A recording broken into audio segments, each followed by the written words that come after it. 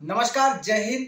आप देखना शुरू कर चुके हैं अपना विश्वसनीय YouTube प्लेटफॉर्म सच की आवाज गौपुत्र केतन शर्मा।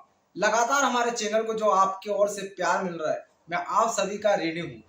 आज वादा था आपसे कि हम खबरें आपको वो बताएंगे जो हटकर होती है, जो आपको कहीं नहीं देखने को मिले। और हमने कहा था कि चुनाव के बाद हम शहर के कई प्रबुद्ध और कई समाज सेवी, कई राजनेता, इनसे करेंगे हम सीधी बात। जी हाँ, आज मैं खास कार्यक्रम लेके आया हूं जिसका नाम है सीधी बात केतन शर्मा के साथ। आज मेरे साथ जो शख्स मौजूद है, जिसकी पृष्ठभूमि रही राष्ट्रीय स्वयं सेवक संघ, उसके बाद छात्र संघ, बजरंग दल, भारतीय जनता पार्टी और भी बहुत कुछ। जी हाँ, मैं बात कर रहा हूं महेश सूरज सिंह चौहान की। आज शहर में यह नाम चर्चा में है। ये नाम चर्चाओं में क्यों बना हुआ है, क्या परिस्थितियां हैं, तो जानेंगे। आइए मिलते हैं महेश चौहान से। महेश जी, स्वागत है आपका सच की आवाज गौपुत्र केतन शर्मा इस YouTube प्लेटफॉर्म पे। बहुत बहुत धन्यवाद केतन जी। चर्चाओं में बने हुए आजकल आप शहर में। महेश चौहान, गणेश उत्सव में हमने देखा महेश चौहान, नवदुर्गा जब पर्व आया तब महेश चौहान। चर्चाओं में क्यों बना हुआ ये नाम? देखिए, चर्चाओं में बने रहना बात अलग है, लेकिन मैं मेरा जो बाल्यावस्था से राष्ट्रीय स्वयंसेवक संघ से जुड़ा हूँ और मैं हमेशा ही धर्म प्रधान, मेरे लिए धर्म ही सब कुछ है। मेरे लिए पार्टी, मेरे लिए कोई व्यक्ति विशेष, मेरे लिए वो महान ही है। मेरे लिए धर्म ही सब कुछ है। मैं पार्टी के लिए या किसी व्यक्ति विशेष के लिए काम करना पसंद नहीं करता, मैं धर्म के लिए काम करना पसंद करता हूँ। इसीलिए मैं युवाओं के लिए, मैं मठ मंदिरों के लिए, मैं गौ माता के लिए बाल्यावस्था से ही मेहनत करते आया हूँ और लड़ते आया हूँ, और लड़ने के कारण ही मेरा नाम चर्चाओं में आ जाता है, जाने अनजाने में। हाँ, जाने अनजाने में। ये तो आपका कहना है, मगर वर्तमान में जो चल रहा है, जैसे अगर हम रानपुर शहर में देखें, इच्छेश्वर हनुमान जो एक प्राचीन मंदिर है, उसको लेकर एक आपने शायद अभी भूख हड़ताल भी की थी समिति द्वारा, जिसमें आप भी भूख हड़ताल पर बैठे थे। उसके बाद 3 दिन शायद वो भूख हड़ताल चलती है और फिर आपको कुछ आश्वासन मिलता है। उस समय एक चैट वायरल हुई थी आपकी सोशल मीडिया पर, जिसमें आप भाजपा से इस्तीफा देते हुए दिखाई दिए थे। पहले तो मैं यूजर्स को जानना चाहेंगे यूजर्स की, क्या वो इस्तीफा मंजूर कर लिया गया है भारतीय जनता पार्टी द्वारा? नहीं, मेरी माननीय जिला अध्यक्ष मनोज जी लदवे से बात हुई। सोशल मीडिया पे इस्तीफा देने से पहले मैंने उन्हें संपर्क किया और दूरभाष पर मेरी बातचीत हुई कि भैया किस प्रकार से यहाँ हम न्याय के लिए लड़ रहे हैं। हम किसी धर्म विशेष के विरुद्ध नहीं है, किसी ट्रस्ट के विरुद्ध नहीं है। हमारा केवल इतना सा कहना है कि वो जो रास्ते हैं, मंदिर को जाने वाले रास्ते हैं, उन रास्तों को खोला जाए। गांव के किसानों के जाने वाले रास्ते हैं, उनको खोला जाए। और जो वहां मंदिर स्थित है, उस मंदिर को कैद कर रखा है। हनुमान लला को 40-40 फीट की ऊंची ऊंची दीवारें बनाकर उस मंदिर को कैद करके रख लिया गया। मैं तो बता रहा हूँ, मैं जब बजरंग दल का जिला संयोजक था तो 2003 से जो हमें निर्देश मिले थे, जब हमारे प्रांत संगठन मंत्री थे संतोष जी जोशी, और उनसे मैंने बातचीत की थी कि यहाँ एक मंदिर है और वो हमारी शासकीय भूमि गौचरण की भूमि पर बना है, और सारे दस्तावेजों में, सारे खसरे, सारे नक्शों में मंदिर इंदिराज चला आ रहा है। फिर संतोष जी जोशी से जब बातचीत हुई मेरी, संतोष जी जोशी ने कहा कि स्वामी उमेश मुनि जी उदासीन आश्रम के जो महंत है, वो हमारे विश्व हिंदू परिषद के राष्ट्रीय सलाहकार मंडल में है और आप उनसे जाके मिलिए, मैं उनसे फोन करके बातचीत करता हूँ। तो फिर हम उमेश मुनि जी से, जो हमारी समिति थी, समिति में हेमलाल मोरे, ईश्वर महाजन, ठाकुर महेंद्र सिंह और विवेक पाटीदार, हम ऐसे 4 से 5 लोग वहां गए, उमेश मुनि जी से बातचीत की, और शनिवार और मंगलवार निरंतर उस समय से वो आरती हमने प्रारंभ की। हमारा किसी धर्म विशेष से या दरगाह ट्रस्ट से किसी प्रकार का कोई द्वेष, कोई मतभेद और कोई दुर्भावना नहीं है। हमारा एक ही मानना है कि ये दद्दा हनुमान लला की जो भूमि है, जो जगह है, वो जगह को हमें दिया जाए, और जो रास्ते उस मंदिर को जाने वाले 6 रास्ते हैं, उन 6 रास्तों को जबरन, अवैध रूप से, अवैधानिक रूप से दरगाह ट्रस्ट ने अपने आधिपत्य में ले लिया और बगैर किसी की अनुमति के उस रास्तों को बंद कर दिया। उन रास्तों से केवल श्रद्धालु ही नहीं जाते, वहां से किसान लोग जाते थे।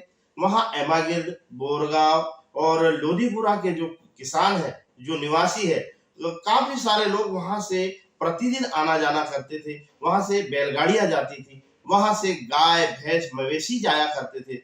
लेकिन किसी कारणवश हो सकता है उस समय की परिस्थितियों को देखते हुए इन्होंने आसपास के खेत खरीदते गए और खरीदने के बाद उस क्षेत्र को अपने बाउंड्री में कवर करते गए और बड़ी बड़ी 40-40 फीट की दीवारें खड़ी कर ली।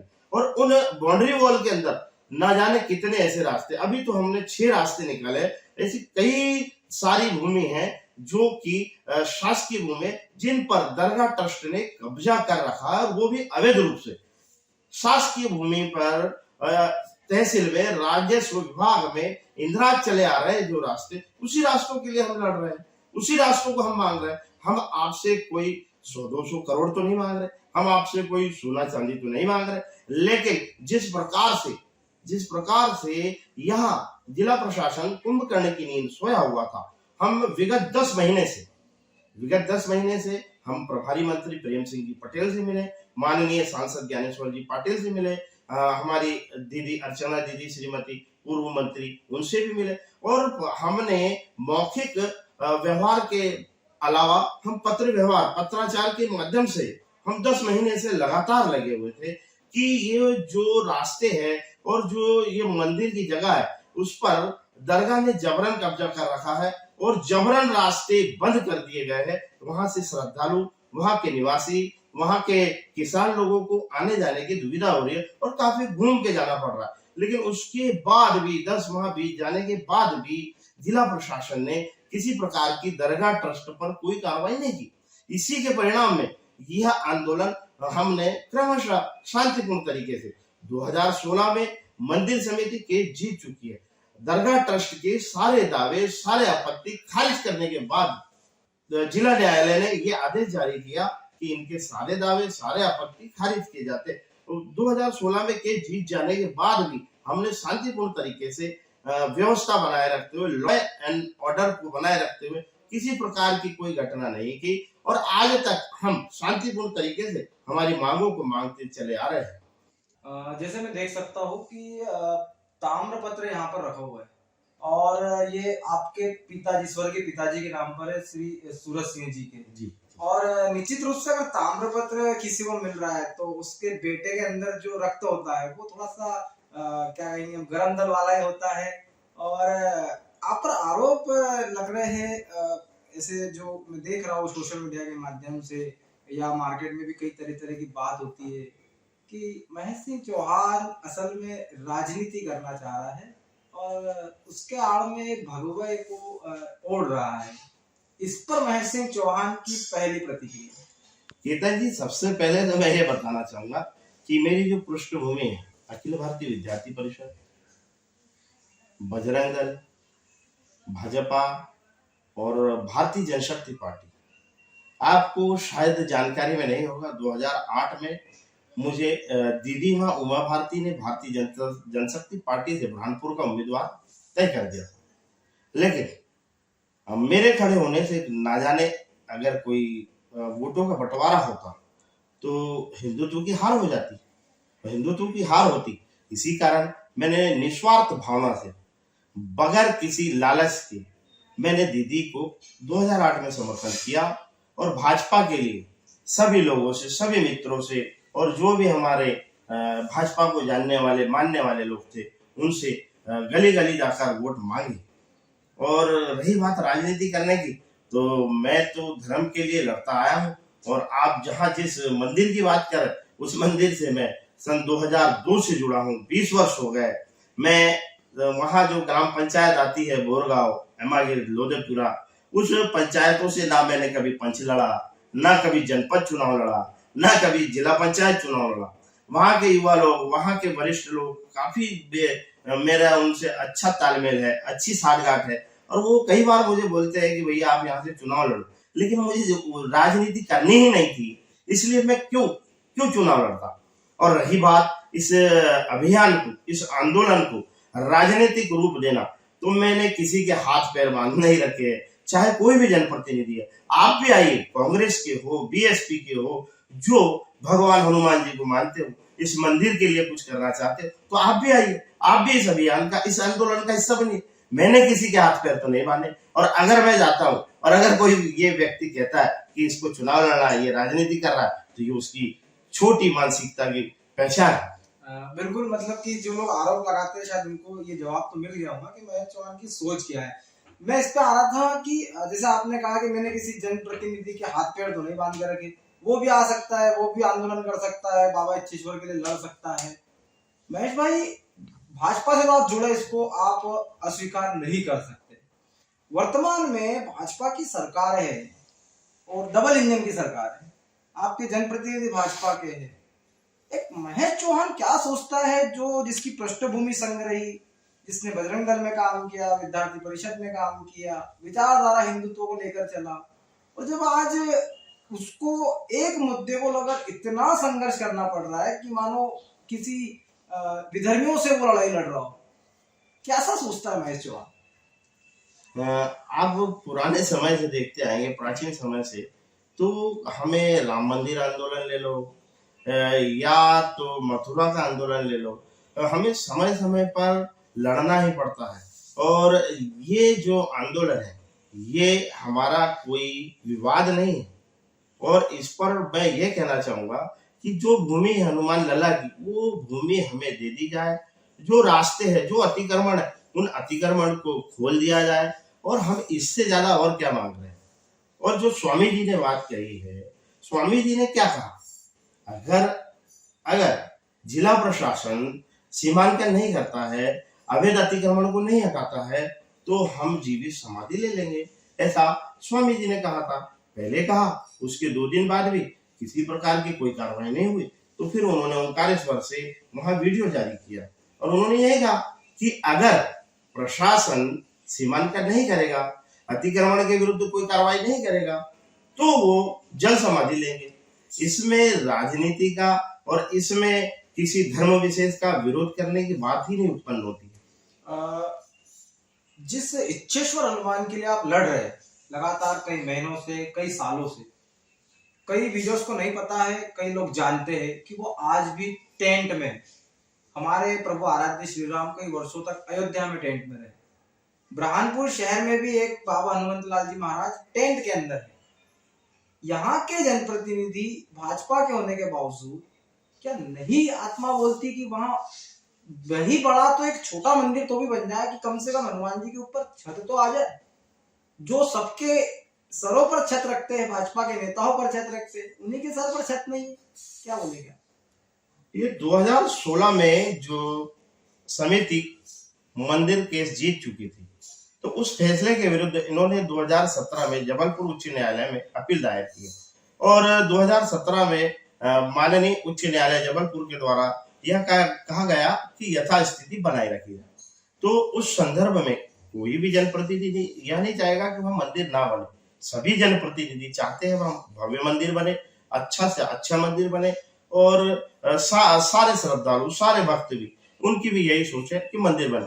लेकिन जबलपुर हाई कोर्ट में यह मामला लंबित होने के कारण यथास्थिति बनाए रखने का ऐसा आदेश माननीय उच्च न्यायालय का है, इसलिए वह मंदिर अभी नहीं बन पाएगा। लेकिन अभी जो अभियान है, उस अभियान का प्रमुख उद्देश्य यह है कि जो किसानों की भूमियां हैं, जो खेत है, वहां जाने के जो रास्ते हैं और वहां निवासियों के जो रास्ते हैं, श्रद्धालुओं के जो रास्ते हैं, उन रास्तों को खोला जाए, उन अतिक्रमण को हटाया जाए। इसके अलावा हमारी कोई अवैधानिक कोई कि हमको 10 एकड़ खेत दे दो या हमको कोई 100-200 करोड़ दे दो, ऐसे तो किसी प्रकार की कोई मांग हम कर ही नहीं रहे दरगाह ट्रस्ट से।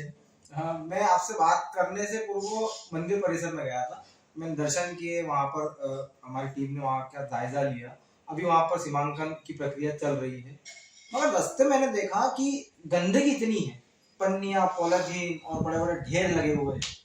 बुरहानपुर स्वच्छता में नंबर लेके आता है, कलेक्टर महोदय को अवार्ड मिलते हैं, मगर बुरहानपुर की असल हालत तो वहां पर देखने को मिल रही है और सब देख रहे हैं, बावजूद कार्रवाई नहीं हो रही। गांव वाले आज से नहीं लड़ रहे, काफी समय से 1998 से लोधीपुरा वाले, बोरगांव खुर्द वाले, एमागिर्द वाले लोग दरगाह ट्रस्ट से लड़ रहे हैं। वहां पर आप देखेंगे लालबाग से आने वाले मुख्य मार्ग को इन्होंने वृक्षारोपण के नाम पर घेर लिया है, 5-5 फीट अतिक्रमण कर लिया है और जो मुख्य मार्ग है वो सकड़ा हो गया। उसके बाद पानी की टंकियां 2 से 3 बार वहां वर्क ऑर्डर निकला, आवंटित हुई, उसके बावजूद भी इन्होंने गांव के लिए पानी की टंकी नहीं बनाने दी। उसके अतिरिक्त यहाँ इनका दरगाह ट्रस्ट का सीवरेज का गंदा पानी गांव की ओर निकाल दिया गया है और वो गंदा पानी वहां जो लोधीपुरा में विट्ठल मंदिर है उस विट्ठल मंदिर के दरवाजे के सामने, मुख्य द्वार के सामने आकर बहता है। आप शाम के समय चले जाएंगे 7 से 8 बजे के दरमियान, तो वहां दरगाह ट्रस्ट की कचरे की गाड़ी आती है और जो दीक्षित जी का ढाबा है और जो खेत है वहां पर लाके वो कचरा फेंक देते हैं। तो गांव वालों का और समिति का यही कहना है कि क्यों भाई आप लोग इंसान हैं और यहाँ क्या जानवर रहते और यहाँ लाके कचरा क्यों फेंका जा रहा है? आप कचरा फेंक रहे हैं तो जो हमारा डंपिंग ग्राउंड है वहां फेंकिए, आप नगर निगम के हवाले कर दीजिए और ये ग्राम पंचायत में आता है तो आप ग्राम पंचायत का आपका कोई ग्राउंड होगा वहां जाके डंप करिए। लेकिन ये बिल्कुल भी गांव वालों को किसी प्रकार का कोई सहयोग करते नहीं। ये गांव वालों से लेने की अपेक्षा करते हैं। ये गांव वालों से सोचते हैं ये खेत भी ले ले, ये खेत भी ले ले और सारे लोधीपुरा को ये दरगाह ट्रस्ट के आधिपत्य में लेना चाहते हैं। ऐसा मेरी निजी राय है और ऐसी निजी सोच है। मैं भाजपा पर फिर से आता हूँ। कुछ वर्षों पहले भाजपा के वटवृक्ष कहे जाने वाले निमाड़ की नैया नंदू भैया जिन्हें कहा जाता था, उनको पार्टी ने खोया और माना जाता था कि एक संगठन में बड़ी मजबूती रहती थी उनकी। वो जो बोलते थे उसे कार्यकर्ता सुनता था। पिछले 2 सालों में भाजपा में ये दिखाई दिया पड़ रहा है।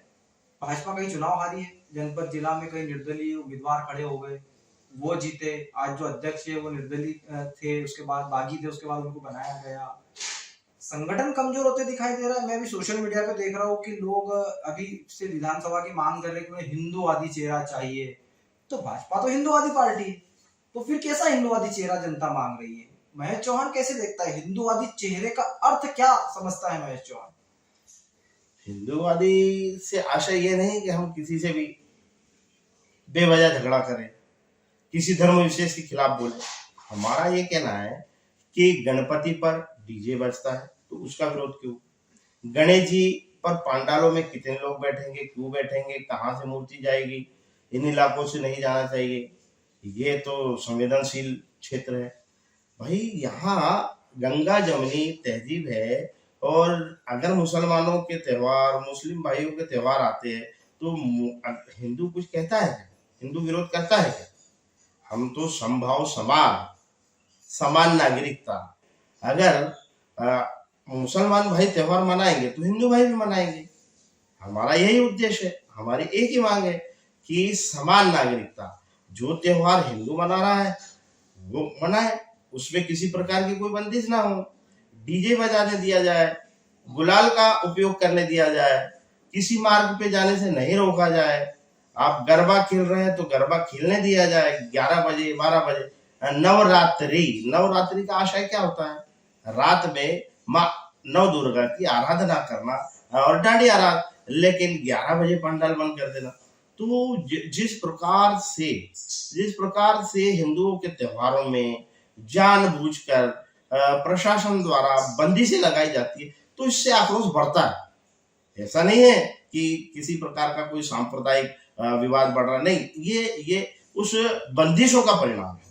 वो बंदिशों का परिणाम, इसमें कोई भी व्यक्ति नहीं चाहेगा कि लड़ाई हो, झगड़ा हो, कोई भी नहीं चाहता। हमारा बुरहानपुर शहर है, ये मध्यम वर्गीय शहर है और ये अभी विकसित श्रेणी से काफी दूर है। अभी विकसित अपना बुरहानपुर नहीं हो पाया और ये सतत अभी विकासशील नगर की श्रेणी में है। और आप देखेंगे कि सीवरेज योजना बोलो या अमृत योजना बोलो, जिस प्रकार से बुरहानपुर आने वाले 10 सालों में, मैं ये मान के चलता हूँ कि हमारा बुरहानपुर भारत में एक अलग पहचान के रूप में उभर के सामने आएगा और सारे जनप्रतिनिधि, सारे वरिष्ठ लोग इस अभियान को एक सार्थक पहल तक पहुंचाएंगे और बुरहानपुर का नाम एक भारत के नक्शे में ऊंचे स्तर पर पहुंचेगा, यह मानता हूँ।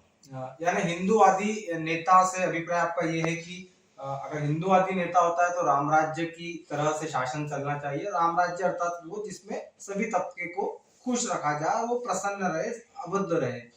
मैं आपको थोड़ा पीछे और एक बार ले जाना चाहूंगा। मैं बात करूंगा 2008 से 10 के बीच की।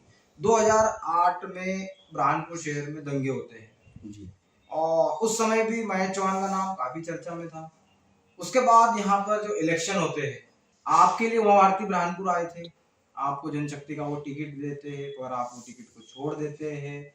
फिर उसके बाद में आप लगातार भाजपा के साथ बने रहते हैं, यहाँ से विधायक जो बनती है वो, उसके बाद आप भाजपा से लगातार जुड़े रहे।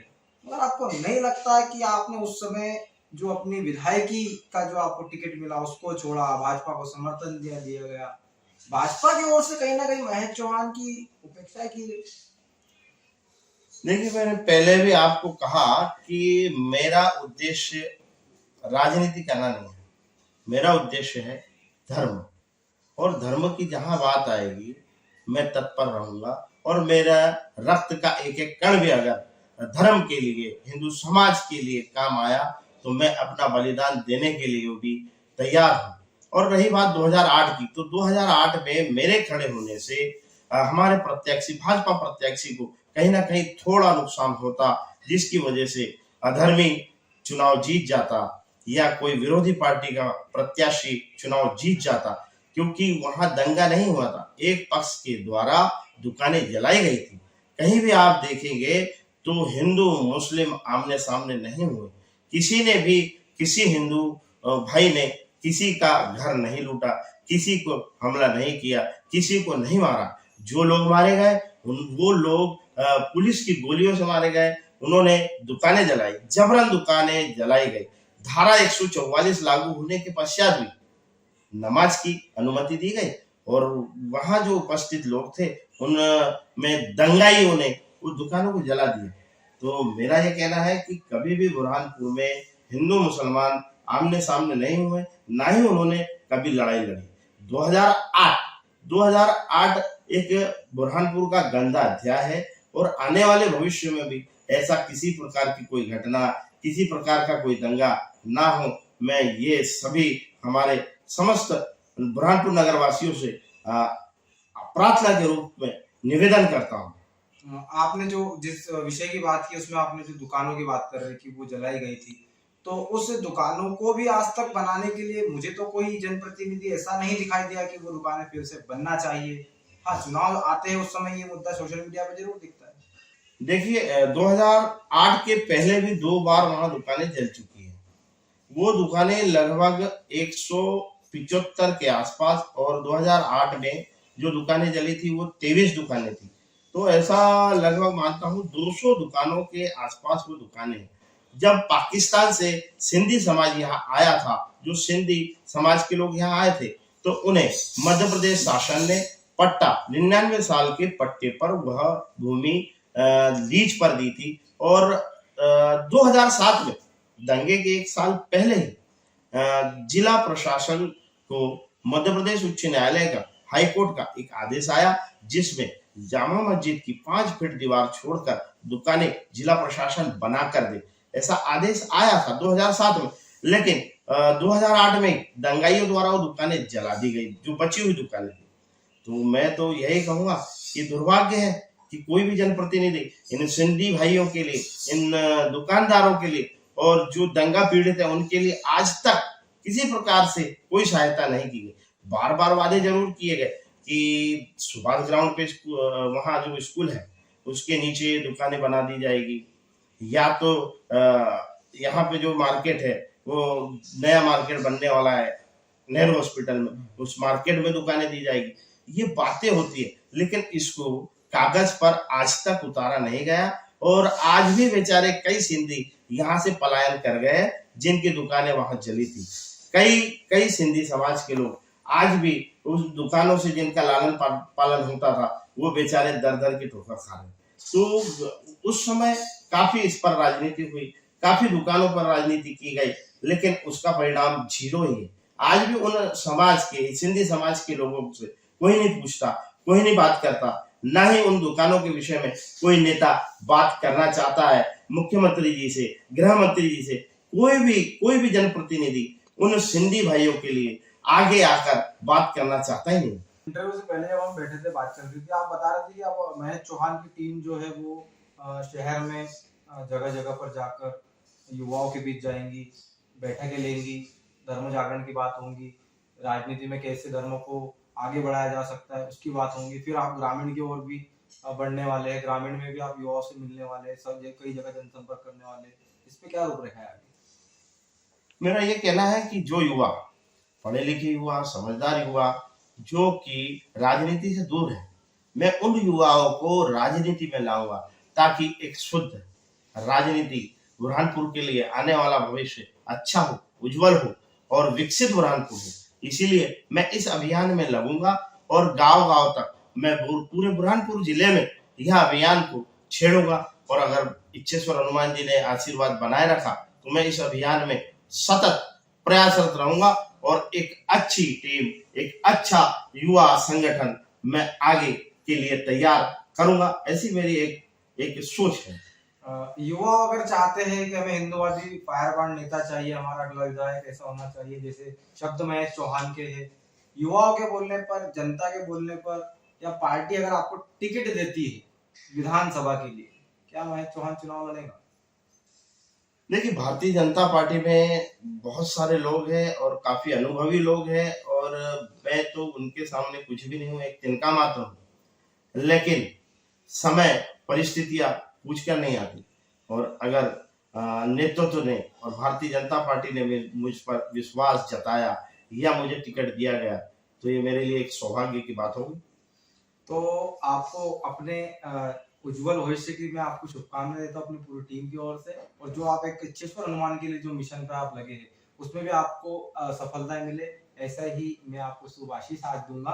तो ये थे बुरहानपुर जिले के युवाओं की पसंद कहे जाने वाले हिंदू फायरब्रांड नेता महेश सिंह चौहान। ऐसे ही कार्यक्रम हर हफ्ते हम आपके लिए लाते रहेंगे। अगले हफ्ते एक और शख्सियत से हम खास बात करेंगे। अगर आपने अभी तक हमारे चैनल को सब्सक्राइब नहीं किया है तो आप हमारे चैनल को सब्सक्राइब करिए, बेल आइकन की घंटी दबाइए ताकि ऐसे ही कई मुद्दे और कई सीधी बात आपको सुनने को मिले। कैमरा पर्सन सत्यम वालकर के साथ केतन शर्मा, सच की आवाज।